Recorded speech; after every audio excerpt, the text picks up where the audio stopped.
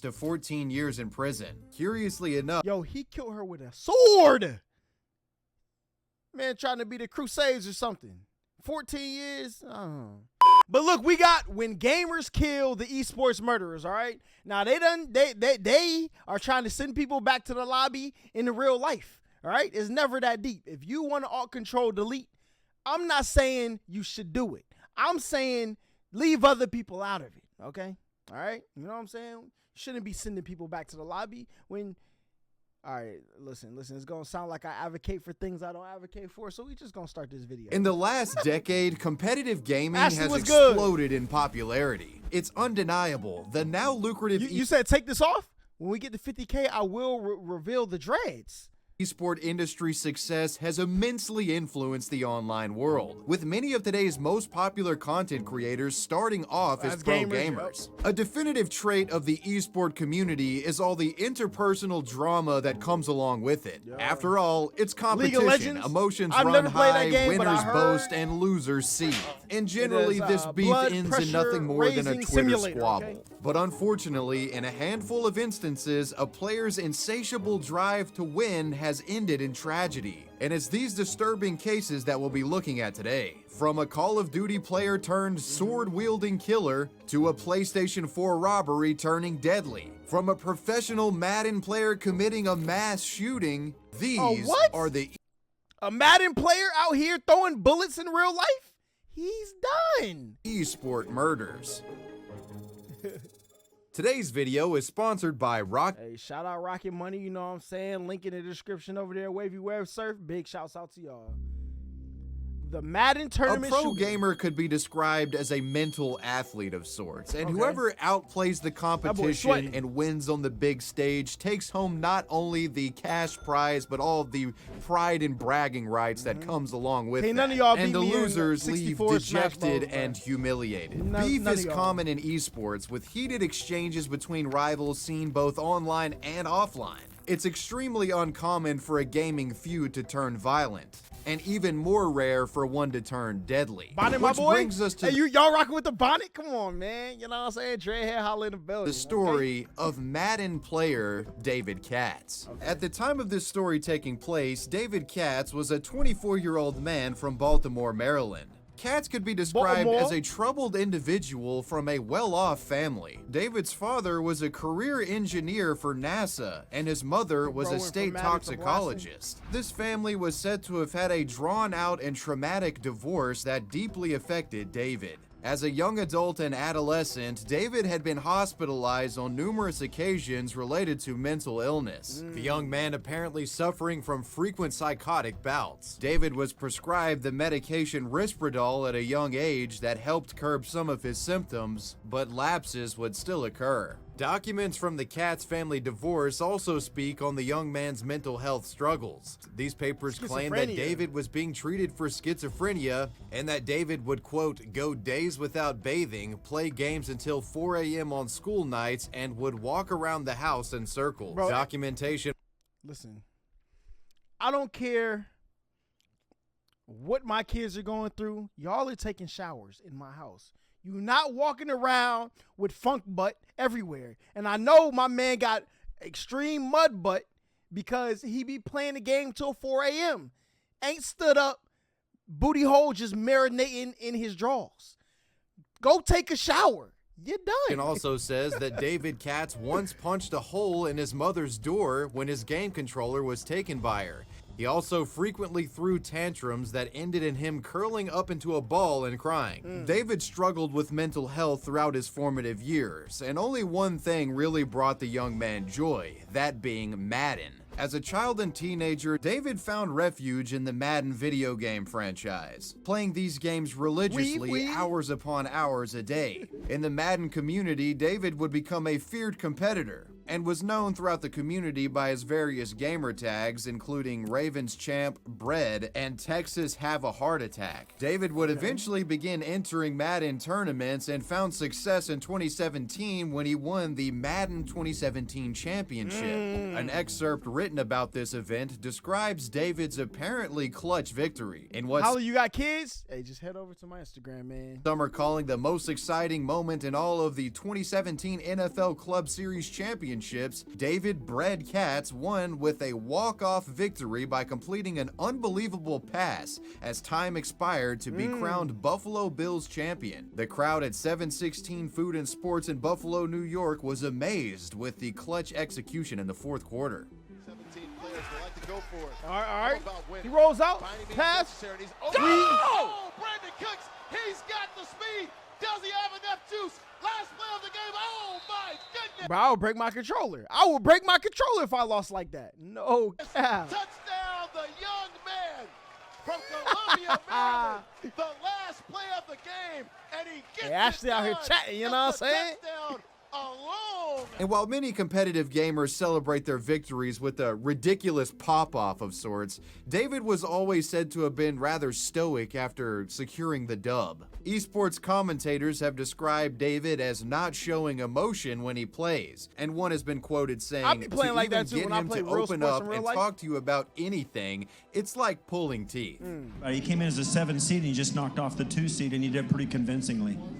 Yeah, I don't think of myself as a 7 seed. I think personally I'm one of the better players, and I like to let my game prove that. As David became more proficient at Madden, he would tour around the country and enter various Madden tournaments in the hopes of getting some cash prizes. Ariana was good. And for the narrative of this story, none Lee, of thank those you for the tournaments sub. are important.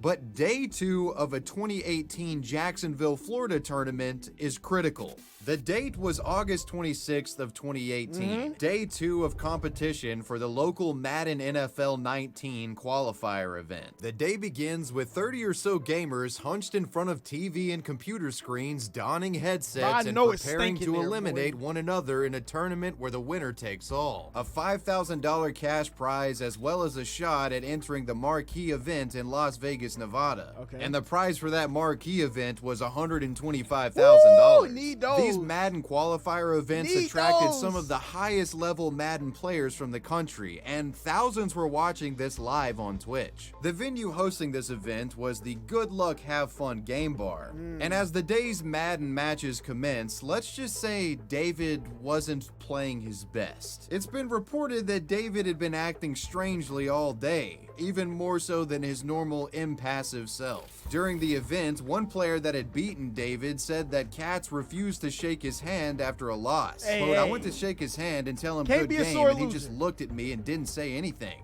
Additional concerning behavior from David was witnessed after losing against another player named Bugs. And this loss would knock David out of the tournament. And needless to say, he didn't handle it well. He reportedly had an outburst, wouldn't shake Bugs' hand, and stormed off angrily. Most likely thought that after storming off, David had packed his bags and went home. But in all reality, he had gone to pick up some guns. David would return to the tournament floor with 2 loaded handguns, one of which had a laser sight. At 1:30 p.m., 2 hours into the tournament, David Katz re-entered the venue and rained down 12 Yo! shots upon the establishment, sending a foray of bullets towards competitors It's and never that spectators. deep, bro, never. David's first shot was actually caught on live stream, with the red dot from David's laser sight being seen pointed at the chest of 22-year-old gamer Elijah Clayton. Oh, yo, what?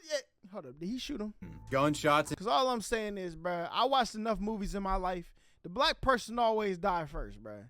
And now my man running in there, and the first person he aimed at, listen, those blacks, gotta get them out of here, all right? and screamed They didn't do what I needed to do on the game, so I gotta get them out of here in real life. Yo. These are jokes, YouTube jokes. echoed throughout the venue, with everyone in attendance Kick, come save me. You know, nah, I'm joking. YouTube, I'm joking, bro. I ain't going nowhere, man. Unless there's a check. Hey, goodbye. making a mad dash for survival. A live stream from the tournament captured audio of the chaos that followed. Oh, what are Tables were flipped Hey, don't be banning people in chat like that, man. as contestants hid from David Unless as the it's shots very rang out throughout the disrespectful, y'all don't need rooms. to, ban Some people. of those who made it to cover would make frantic calls to 911, prompting a police and SWAT response to the ongoing active shooter situation. Sheriff deputies arrived to the Madden tournament around 1:36 p.m. What followed was a standoff of sorts, with They some got there in people 6 who had minutes. actually escaped the event live tweeting the situation on Twitter. I got out. Police escorted me. I'm done going to any Madden events, not EA majors with security. Nah, that's crazy. Eventually, gunfire from inside the venue would stop. That being because David had taken himself out. Y'all know what I'm gonna say. I don't even need to say it. Officers and firefighters would then begin a methodical scan of the building for victims, and they would soon discover the bodies of the deceased. Those individuals being 27-year-old Taylor Robertson, 22-year-old Eli Clayton, and David being 27. And they would soon discover the bodies of the deceased. Those individuals being 27-year-old Taylor Robertson, 22-year-old Eli Clayton, and David Katz himself. Come on, bruh. Authorities would go on to discover another 11 wounded individuals who would all survive. One of these survivors had actually been shot in the chest, but luckily was stabilized due to the fast response time from authorities, EMTs, and fire departments. The sheriff's department held a press conference and gave updates on what had happened. Later that evening, family members of the surviving victims tweeted out updates to show that the survivors were in stable The condition. governor pulled up. EA Sports would put out the following statement in regard to the shooting. What's The up with these tragic people sending themselves to situation the that lobbies? occurred That's what I'm Sunday saying, in bruh. Jacksonville They was try a to send others senseless to the act of lobby and violence then that show we up in the strongly lobby condemn. and be like, hey, Our y'all most trying to heartfelt ready up sympathies again? go out to the families of the victims whose lives were taken today and those who were injured. All of us at Electronic Arts are devastated by this horrific event, and we also join the community in thanking the first responders who were quickly on the scene. Our focus right now is on those affected and supporting law enforcement as they continue their investigations into this crime. Brayden was good. This became an international news story, and the country came together to support those who had been involved in this shooting event. In one interview, a man who was present at the shooting itself, Toshiba Sharon, would say that he wanted the families of Eli and Taylor, the deceased victims, to know that they didn't die alone and that they died with family. That family being the Madden community. Yo, I promise you, if somebody from that community called me and said that, I'll people's elbow them, boy. If you don't shut your mouth, all right? Itself. Talking about some freak, man, get out of here. I just Yeah, they didn't die alone, family. Come on. Don't be so uptight. They didn't die alone. They died with us. Boy, listen, set me up a boxing match right now. wanted to pay my respects to the family and just let them know that their family member didn't die alone. They died with family. And they died with a brotherhood that loved them, and they died doing something that they love to do. Taylor Robertson was a successful Madden player in his own right, Boy. winning 13 of his prior 18 matches and had career winnings of over $80,000. Eli Clayton was an up-and-comer in the Madden scene. This young man was a former high school football player and had won Madden tournaments. He was passionate about football in real life and in the gaming world as well. Rest in peace to these victims. It's been some time since this shooting had taken place, and the biggest question surrounding all of it was why did exactly. David perpetrate an act like this? There is an obvious explanation for it, being that David comes from a troubled background, has a mental health history, and that combined with competitive gaming just resulted in a psychotic break. But there are also alternative narratives out there that try to explain why he did this. Mutual acquaintances of You said David not buddy Katz, fake who have sobbing? remained Hey, anonymous, man. claim that David and one of the shooting victims, Elijah Clayton, the man who was seen with the laser sight pointed at his chest, had a long-standing underlying gaming beef. In addition to the clear friction between David Oh Katz and my Elijah God. Clayton, it also seems that David specifically targeted other Madden players in his attack. Both of the deceased attendees were players and competitors, and a number of those wounded were as well. I think it would be reasonable to say is that David's insane. attack could have been motivated by revenge, with the twisted man wanting to hurt the gamers that knocked him out of the tournament. Needless to Bro, say, if you're not David good, Katz bro, was you're an not good. It's emotionally okay. unstable individual and apparently was willing to kill to settle minor scores. On October of 2019, Jacksonville Landing, the greater location of where the shooting took place, was completely demolished. While the venue may be gone, its Jacksonville? That looked destruction kinda won't fire, I ain't erase the gonna lie. memory of what happened the morning of August 26th of 2018. That was the David Katz story. Pack that boy up. You know what I'm saying? Call of Duty. He kill it. Hold up. This is like somebody I know. Nah. There's no way. There's no way.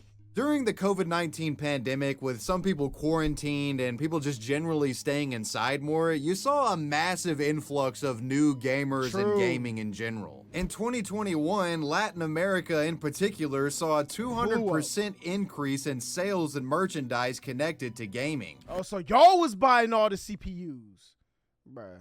Happy early Competitive birthday, mobile Brady. gaming rose to popularity thanks to battle royale shooters like Fortnite and Call of Duty Warzone being ported over to smartphones. Which brings us to the subject of our next murderous gamer, 18-year-old Brazilian man Guilherme Alves Costa. Guilherme played Call of Duty Mobile competitively under the name Flashlight for the gaming team Gamers Elite. As far as the man's bio information, Alves was said to have come from a loving family, with his mother describing him as a good boy. However, Guilherme was not without struggle. This young man reportedly battled with depression, at one point expressing that he was completely unhappy and tired with life. He was said to have had few friends and had a difficult time getting along with people. However, one individual that he did get along with was a female gamer from a rival Call of Duty mobile team. While playing COD Mobile, Guilherme met 19-year-old Ingrid Oliveira Bueno de Silva, who went by the alias Soul online. I already know. Ingrid competed professionally for a group of players called Fantastic Brazil Impact, the team frequently competing For the FBI? against Guilherme's team. Through their Call of Duty rivalry, Guilherme and Ingrid apparently had gotten close to each other and had met in real life on at least one occasion, with Ingrid visiting Guilherme's house and his mother commenting that the two seemed like good friends. It's unknown if there was a romantic element to this relationship, but needless to say, the two enjoyed each other's company. At least, it seemed that way on the surface, as what we soon find is that Guilherme's motive for becoming close to this woman wasn't to seek romance or friendship, it was to kill her. What? Hey! Boy, what? Imagine, like, oh Lord. Imagine you got a rival on Call of Duty and they keep cooking you. Your KD against them is 0.5. They kill you 2 times for every 1 time you kill them. So you plan to meet them in real life so you can send them somewhere they can't respawn from? Insanity. On February 22nd of 2021, Ingrid would visit Guilherme at his Sao Paulo home, under the premise that the two would be playing Call of Duty in person together. What Ingrid didn't realize at the time is that Guilherme had been plotting for close to 2 weeks to lure her over and kill her. After Ingrid arrived, Guilherme would lure the young woman into his bedroom. Shortly after, the deranged man would procure a sword and began violently slashing and He killed her with a sword? He think he Link. Stabbing at the woman, continuing his assault until she was dead. In a sickening display of depravity, Guilherme would then record footage of her dead body after committing the murderous deed. In this not safe for life footage, it said that the sword handle could be seen protruding from the victim's stomach while Guilherme maniacally chuckles to himself. This gruesome footage was later uploaded to a WhatsApp group that Guilherme's gaming friends used. Guilherme comments, "You're thinking it's ink or that it's editing or something, but it's not." In this grisly video recorded by Guilherme, he would also add some commentary, claiming that he had written a 52-page manifesto that would explain why he committed his killing. Now, if this has to do with girls in gaming, you're done, Guillermo.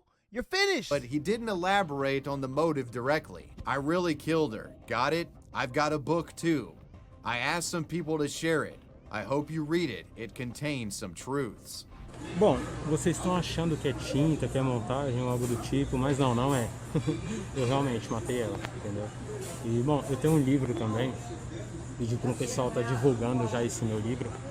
E My man is so calm about é it isso aí. too. Eu espero que vocês leiam. This is São insane. algumas verdades. The gamers in the WhatsApp group who were sent the video and the messages from Guilherme would immediately contact police over the matter. Meanwhile, Guilherme would flee the scene of the murder. His brother would arrive home shortly after, To see the found girl? the dead body, and called police as well. Surprisingly, I just don't authorities think wouldn't people, like, have to think this go on through. any manhunt to find this killer, as Guilherme turned himself in. Arresting officers noted that Guilherme seemed relatively calm about the matter, also stating that he seemed to understand the seriousness of the situation. It's a When sick they man. asked what his motive was, Guilherme stated, quote, "because I wanted to." Mas por que você fez isso? Porque quis? And he's smiling?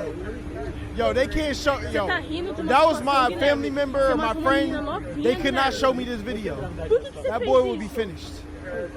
He would inform police that his Gatorade was killing was good. premeditated and had Daniel been was good. meticulously planning this murder for close to 2 weeks. Luke was After good. his arrest, authorities would search Guilherme's home and found the 52-page manifesto 52 that he pages? referenced in the Grizzly video. This manifesto was titled My Dictionary, and in it he claimed that the killing of Ingrid was done as a methodical attack against Christianity. The details of exactly what Guilherme meant by this isn't exactly clear. His writings were said to have consisted of incoherent ramblings, loosely detailing his depression and dissatisfaction with life. It has been reported that Guilherme mentions wanting to attack a Christian church in the manifesto. A psychoanalysis performed on Guilherme would reveal that the man suffered from a persistent delusional disorder and antisocial personality disorder. Outside of this, the only other clues to his motives comes from a statement that he gave to an arresting officer. Quote, "She crossed my path." And outside of that and what we've previously What does that mean? discussed, that's really all that's known in terms of motive. Sometime after Guilherme's arrest, Gamers Elite, his gaming team, would issue a statement to local media. We do not stating rock that with the this team's man. leadership had never met Guilherme in person and that the team members were appalled by Guilherme's actions. Most players said they had never even seen his face until the video was sent to them. That's crazy. As the news spread online, many took to Twitter to voice their opinions regarding the incident, with most paying tribute to Ingrid and expressing their condolences to her friends and family. Eventually, the man was set to face trial for his killing. Guilherme's defense team would hire a psychiatrist who diagnosed him with persistent delusional disorder and antisocial personality disorder. I don't care about none of On that. August 15th of 2022, Guilherme Costa was found guilty for aggravated murder and he was sentenced to 14 years in prison. Curiously enough, Yo, he killed her with a sword. Man, trying to be the Crusades or something. 14 years? I don't know how I feel about that, y'all. Y'all let me know. it's been reported that the reason Guilherme got 14 years instead of life in prison is because a psychiatrist had found him to be semi-imputable, What's that meaning mean? a medical professional had determined that a delusional state contributed to the killing, and Guilherme wasn't fully of sound mind when he perpetrated his crime. I don't think anybody is in sound mind when they say, yo, listen, let me hold your controller real quick. Start, quit, continue, yes. There's nobody who's in there. I don't think anybody's in their right mind doing that. In a sad case involving So a to say delusional some people are like, psychopath who simply wanted to You know what I'm kill, saying? I that don't was get the it. story of Guilherme, the Call of Duty mobile killer. Gears of War PS4 robbery. Daniel Zietz, also known by his gamer tag Phobos, had been playing Gears of War competitively since 2006, well before the explosion of esports into the mainstream. Daniel was one of the first professional Gears of War players and was a member of a gaming team known as the Amazing Squad. He would often attend MLG competition and had been described by his friends and competitors as one of the nicest guys you'd ever meet. Aside from his Phobos gamer tag, Daniel was often called Mr. Buddy Buddy, which was a nickname that his friends and competitors gave him simply because he was such a kind person. In addition to frequenting tournaments, Daniel also streamed live on Twitch, playing games like Destiny and Titanfall. And unfortunately for Daniel, it would be a gaming-related interaction that would ultimately put him in the situation that leads to his death. In Atlanta, Georgia, on the night of What? Hold on. What happened? What happened in Atlanta? Hold on. September 12th of 2014. Oh, I just graduated. No cap.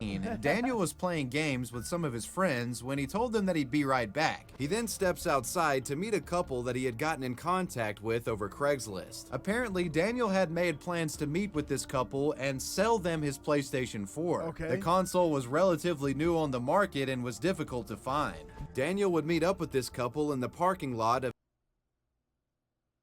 his Sandy Springs apartment. I think I know where this apartment complex is. At approximately 9:30 p.m. At this rendezvous point, he would meet the Big Boss was individuals good. he'd been communicating with on Craigslist. Those individuals being 20-year-old Nathaniel Vivian and 16-year-old Kayla Dixon. The girl's 16-month-old baby was brought along as well. However, what you might have put together by this point is that the couple that wanted to do this PlayStation transaction at 9:30 at night, they didn't have the best intentions. As a matter of fact, Nathaniel had been meticulously planning a robbery with Kayla for over a week by this Still in the point. PS4 Apparently, is insane. Nathaniel, low on money, had actually recently sold his own PlayStation 4 to pay rent. Boy, let me tell you something. The bottom of, like, you could tell when somebody is at their lowest point in life when they sell their console. That is the last thing a man is getting rid of, okay? He will get rid of his dog. He will get rid of his TV. He will get rid of his girl, okay? Before he gives up that console. Trust me, I know. I know people who done sold like 6 PS4s, called me back 3 months later like, yo, you know where I could buy a PS4? That's how you know, man. That's how you know. You said take that bonnet off? Look, Dread reveal at 50K, man. Come on. And wanted to get another console to replace it. He thought the best way to do so was to sucker somebody in on Craigslist and steal it from them. And then in the sell it? planning of the Crazy. robbery, Nathaniel even searched up terms like how to rob someone on YouTube. His intention On for YouTube? organizing this Craigslist meet was very clear. After the group meets up and exchanges pleasantries, the conversation then Gothics was switches good. to the PlayStation in good. Daniel's hands. And it's at this point where Nathaniel lunges towards Daniel and grabs it, trying to pull it out of his hand. So Nathaniel quickly grabs the console and tries to rip it away, but Daniel resists and actually puts up a fight, not having any of this robbery. And seeing that Nathaniel was getting overpowered by Daniel, that's when Kayla comes into play. Seeing the ongoing struggle, it's at She this pulled out point the where Glock? Kayla reaches into Nathaniel's glove box and pulls out a .25 caliber pistol. She aims the firearm at Daniel and pulls the trigger. The bullet pierces Nathaniel's I got hand dreads, and stop then hits Daniel in the chest, causing him to fall to the ground breathless. Nathaniel quickly Nah, that's scoops crazy. up the PlayStation, hops into the vehicle, and this would-be Bonnie and Clyde flee the scene, leaving Daniel for You could have killed a man. We don't know if he's dead yet. Over a PS4, man.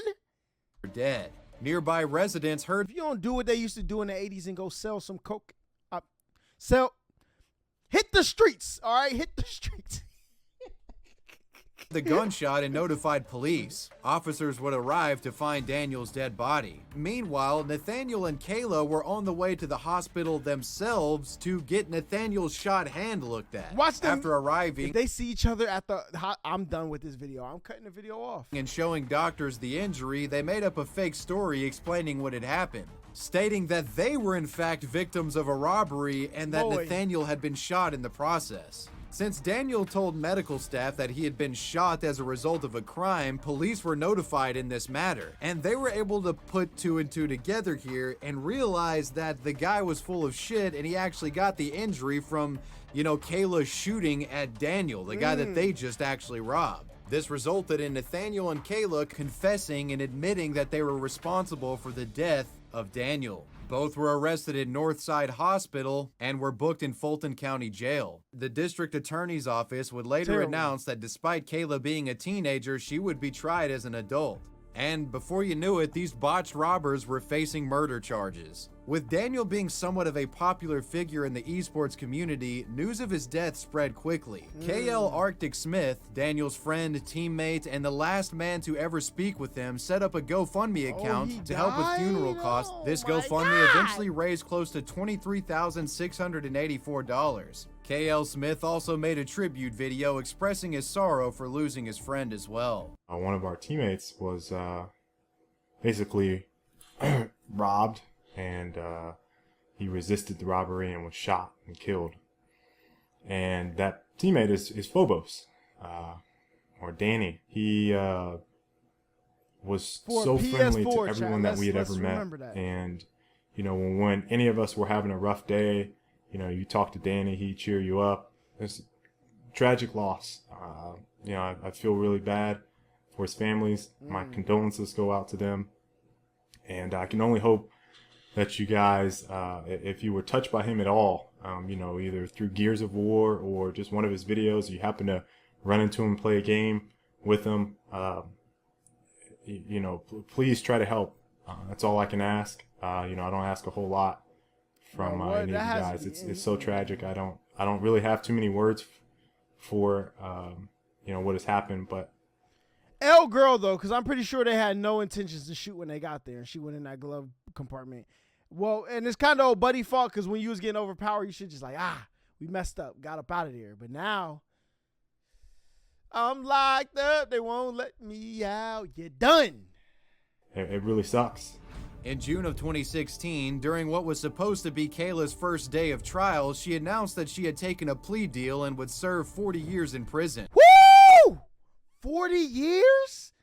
You deserve 40 years for bringing your 16-month-old to the crime scene. That in itself, okay? You brought your baby had to see you turn to Jane Wick. While addressing the court, she apologized in tears. Quote, I would trade anything, almost anything, to bring Daniel back, but I know I can't. I want Daniel's family to know that I regret that day. I'm so sorry.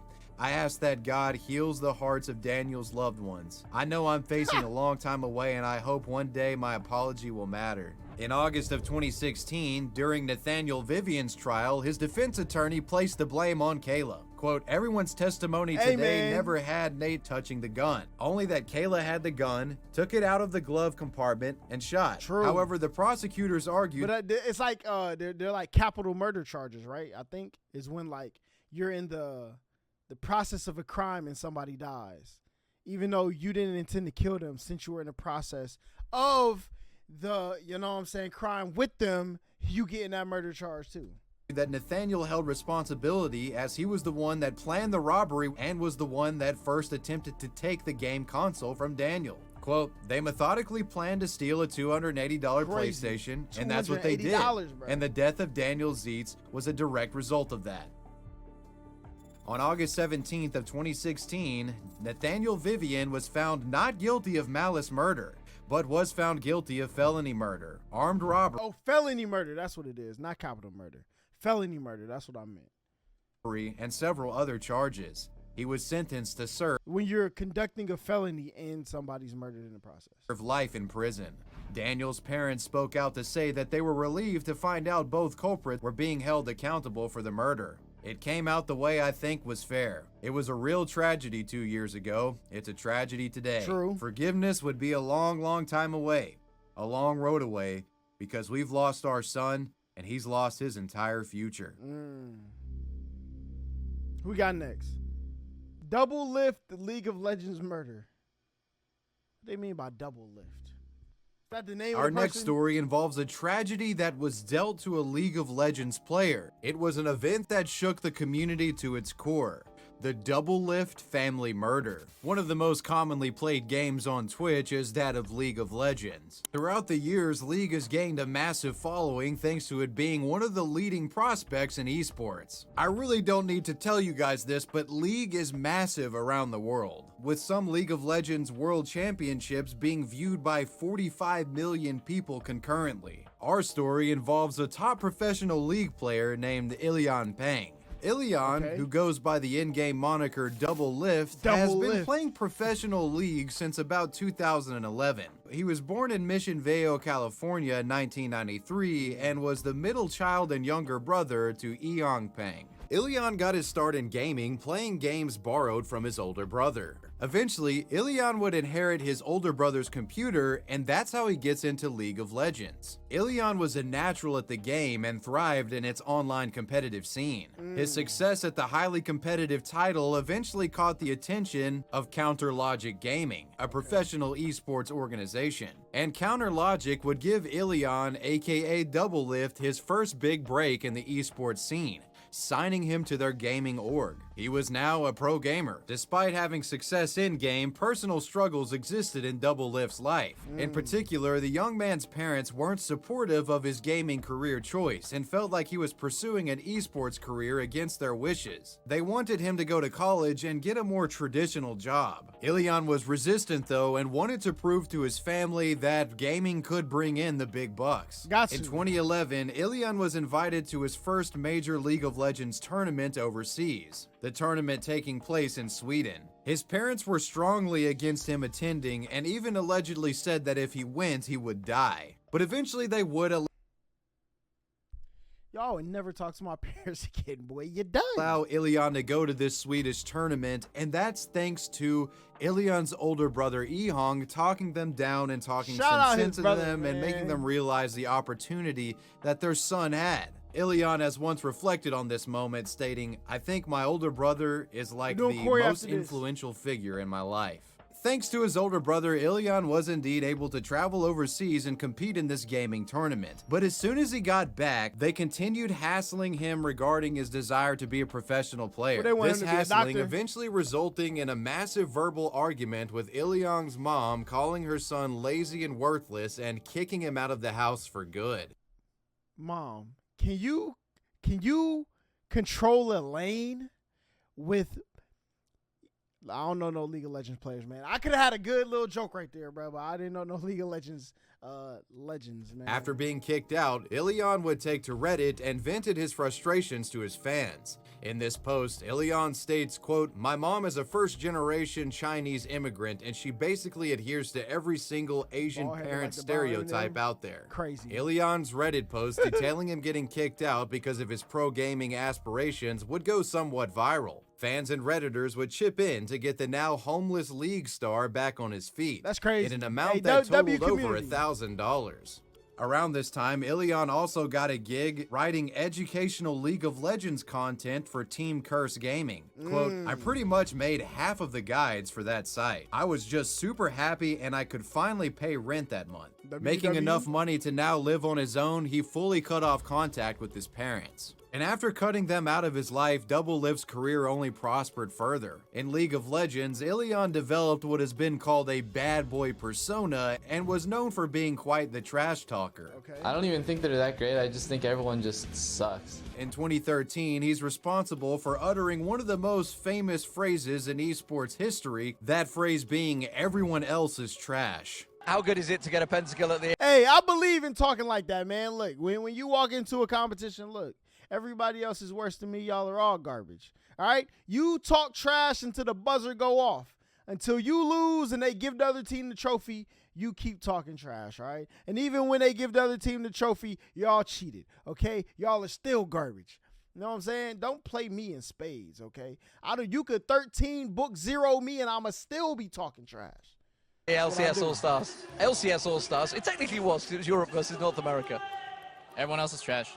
Right here on the show. Everyone else is trash. Thanks to numerous league tournament victories, Ilion, aka Doublelift, would become a superstar in the esports industry. But as years passed and Ilion became more numb to the fame and money, he began getting curious in regard to what his family was up to. In a 2015 interview done with Machinima, Doublelift said that he eventually would like to go back to his parents and just be a son again. I don't have to butt heads with my parents every other day. That's so stupid.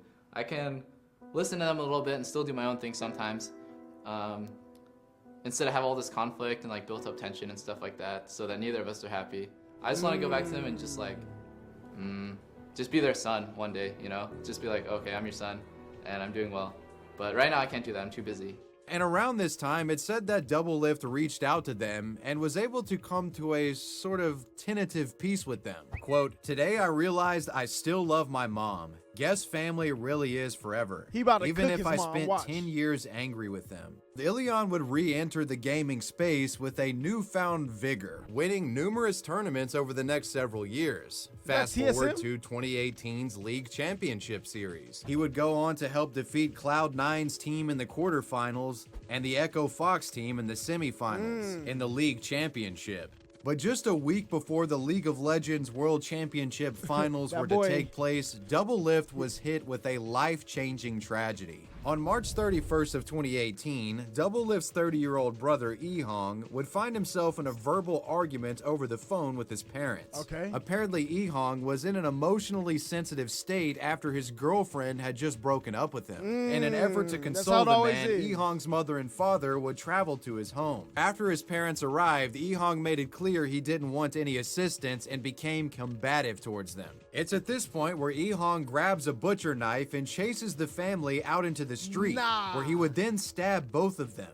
His mother died almost immediately from the attack, and the father was critically injured. After stabbing his mother and father, Doublelift's brother would then flee the scene and attempt to carjack a bystander who was sitting in his car. Ehong attacked the man with the knife through his window, but fortunately this bystander was able to fend him off and escaped with minor injuries to his arm. Deputies responded to a 911 call regarding a domestic disturbance and reports of a man wielding a knife in the street. They arrived shortly after to find the bodies of Doublelift's parents. Ehong was found not far away from the crime scene near the Ortega Highway, the man standing eerily still holding a bloody knife. Ehong was arrested without incident and taken to Orange County Jail. Doublelift's mother, who was 59 years old at the time, was pronounced dead at the scene. His father was wounded but managed to survive. He was taken and hospitalized in critical condition. Doublelift would get a phone call from authorities regarding this incident just moments after winning the league semifinals. He had to skip the fanfare and fan meetups and head straight to the hospital to check on his father. Ilion would issue the following statement over social media. This weekend, I received some terrible news. My brother attacked both of my parents with a knife. As a result of this attack, my mom passed away and my dad was seriously hurt and is now recovering in hospital. I'm still processing this news and joining up with my dad and little brother to make sure they're okay and the proper arrangements are being made. I'll likely be quiet on social media while I work through this. I hope you all understand and support me as you always have in the past. Doublelift. Naturally, many have asked what drove Ehong to commit his brutal attack. This is a question authorities have struggled to answer, and to this day, there really is no clear motive established. The despair caused by the recent breakup with his girlfriend was certainly a contributing factor, but that alone doesn't fully explain the attack. The complicated family struggles in the Pang home have been well documented by Ilion, and perhaps there is something to that. And there very may well have been an undiagnosed mental disorder at play here as well.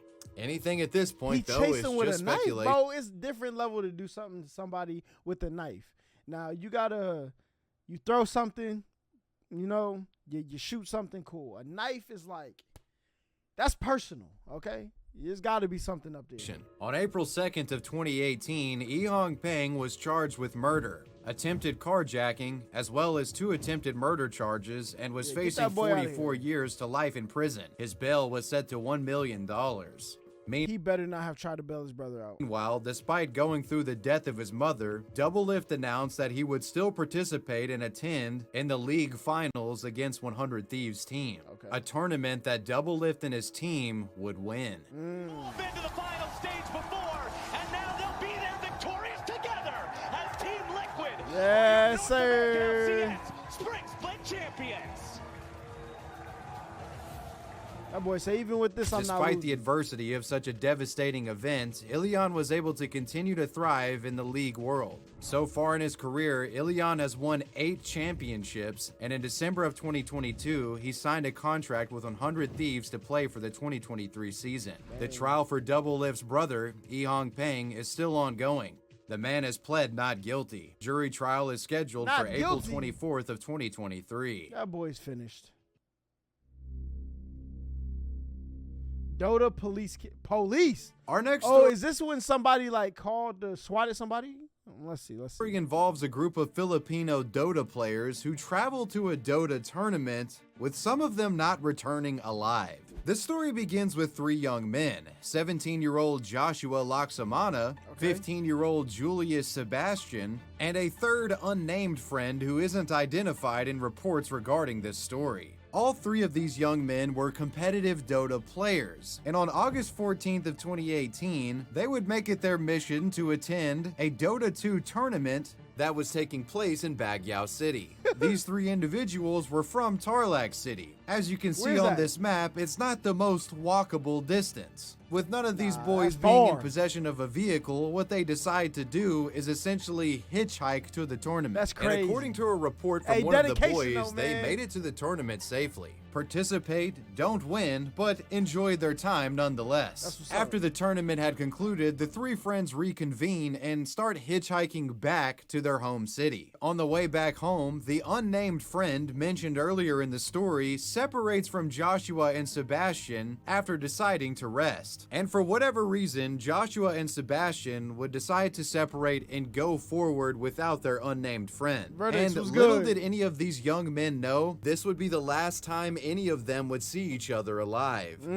Curiously, the third unnamed friend who had waited back behind Sebastian and Joshua, he had arrived back to Tarlac City before Joshua and Julius Sebastian, despite taking a long break and obviously would be trailing behind. Naturally, this friend started to get concerned that something had happened to Sebastian and Joshua after they had separated. Joshua's mother, Christine Pascal, wasn't initially concerned, as she noted that sometimes her son would leave home for multiple days at a time when attending these tournaments. But 5 days would pass, and Joshua nor Sebastian had returned home. And it's at this point where she really starts to get concerned. It's at this point she alerted authorities that her son Joshua was missing. And well, to the mother's surprise, not only did authorities already know what happened to Joshua, they had a full story alleging her son of being a criminal. Police would detail a narrative of events, proclaiming that on August 17th of 2018, her son stole a motorcycle only to be caught in a police checkpoint. They claimed that at this checkpoint, Joshua pulled out a pistol and shot at officers, resulting in policemen shooting back at him, killing him in the process. Filipino police also claimed that they found a satchel filled with illegal drugs on the young man's body. In addition to this almost Hollywood action movie style story described by police, they claimed that Joshua wasn't an innocuous Dota gamer, but instead was a notorious wanted burglar.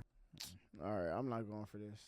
Mistaken identity cops come up off that settlement. They even claimed that they identified him as this wanted burglar by a tattoo that was on his hand. That tattoo in question being the Queen of Pain from Dota 2, the game that Joshua played professionally. Not the kind of ink you would expect from a career criminal. And as far as Joshua's friend Julius Sebastian, he never returned home either and is still missing to this very day. Joshua's mother was then given funeral instructions and was allowed to see the body of her deceased son. Her son's body was riddled with bullets. Needless to say, the mother had a lot of questions and felt the story described by police to simply be impossible. The mother claimed that Joshua didn't know how to drive or operate a motorcycle, and stating that her son would never steal or deal with drugs. She became suspicious and believed that perhaps police malpractice may have been the cause of her son's death, thinking that police had misidentified him for an actual wanted criminal and killed him by mistake, then planting drugs on his body to sort of corroborate some bogus story. It's important to note that the authorities in the Philippines are allegedly some of the most corrupt institutions in the world. There are many reports of national police officers engaging in criminal activities such as extortion, corruption, and involvement in local rackets. Policing in the Philippines has become so poor that many businesses can't even rely on them for protection and have to hire private security. Another contentious issue surrounding Filipino policing is their war against drugs. Human rights groups have found that police officers routinely plant evidence on the bodies of gunned-down alleged drug users and dealers to help justify their use of deadly force. This is sick. Why are people like this, bro? Why?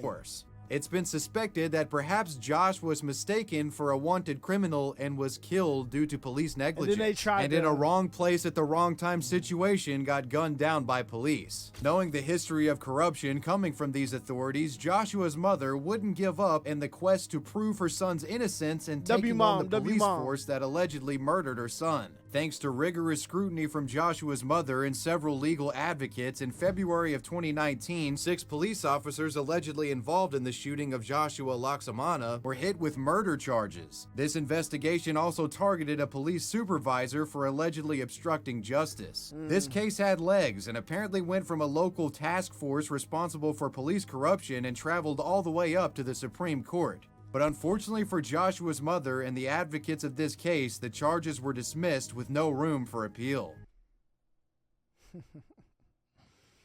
What Nipsey Hussle say? It ain't no respect till we burn up the buildings. Would you just accept if they murdered your children?